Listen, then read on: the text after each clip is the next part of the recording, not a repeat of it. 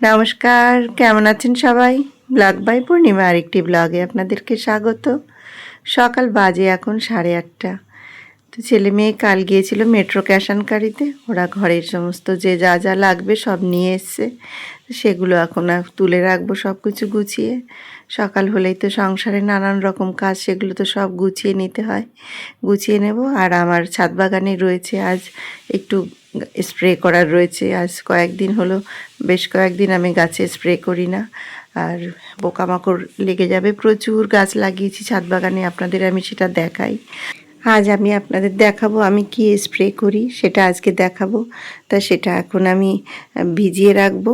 তো এটা ভিজিয়ে রেখে 2 ঘন্টা রেখে দিলে বেশি ভালো হয়। তো আমি এখানে আমি ভিজিয়ে রেখেছি। এখন সমস্ত ঘরের কাজ সেরে যাব আমি ছাদ বাগানে। আর এইটা দিলে গাছে এত ভালো হয়, গাছের পাতা কুঁচকাবে না, কিছু না, খুব সুন্দর থাকবে। তো আমি ভিজিয়ে রেখেছিলাম, এই দেখুন একটা গামলাতে ভিজিয়ে রেখেছিলাম। এখানে জলের মধ্যে দিয়েছিলাম আমি রসুন, থেতো করে রসুন দিয়েছি, লঙ্কার গুঁড়ো আর হলুদ। এটা ভিজিয়ে রেখেছিলাম 2 ঘন্টা। সেটা একটা সুতির ন্যাকড়া দিয়ে ভালো করে সেঁকে এর মধ্যে আমি বাসন মাজার যে ডিটারজেন্ট, আমি সেই লিকুইড যে সোপটা ওটা দিয়েছি 1 চামচ, দিয়ে ভালো করে ঝাঁকিয়ে আমি এখন স্প্রে বোতলে ভরেছি। এইটা এখন আমি সমস্ত গাছে দিয়ে দেবো। এই যে লঙ্কা গাছ, উচ্ছে গাছ, বেগুন গাছ, এগুলোর পাতা তো কুঁচকে যায়, এগুলো নষ্ট হয়ে যায়। তা আমি এগুলো সমস্ত দেখুন এখন ছাদ বাগানে এগুলো সব গাছে এখন স্প্রে করে দেব। তো এটা বিকালের দিকে দিলে বেশি ভালো হয়।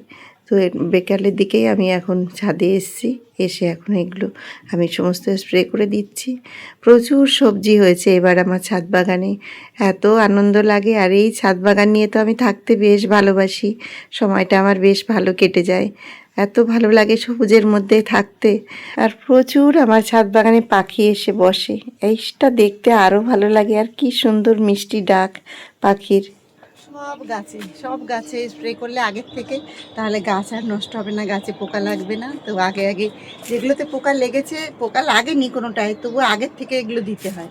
আগের থেকে দিলে আর পোকা লাগবে না। বেশ কিছুদিন ধরে কলকাতায় ওয়েদারটা বেশ ভালো। ছাদ বাগানে অনেক দিন ঠিক মতন জল দেওয়ার দরকার হয় না, মাঝে মধ্যেই ঝড় বৃষ্টি হয়েছে। তার জন্য আমার এই পুরো বেডটা, তারপরে ছোটো ছোটো যে টবগুলো রয়েছে, সব এখনও জল দেওয়ার দরকার হয়নি। এটা একটা আমার অনেকটা বড় কাজ, জল দেওয়া প্রতিদিন। যেহেতু লঙ্কা দেওয়া, চোখে গেলে সর্বনাশ, চোখ যন্ত্রণা করবে। এত সুন্দর দেখুন ডগাগুলো নিচে ঝুঁকে ঝুঁকে পড়ছে, এগুলো একটু তুলে দিলাম।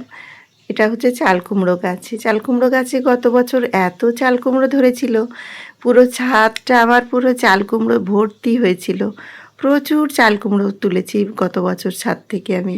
তো এই বছরও আমি লাগিয়েছি চাল কুমড়ো, লাউ, কুমড়ো, ঝিঙে, নানান রকম।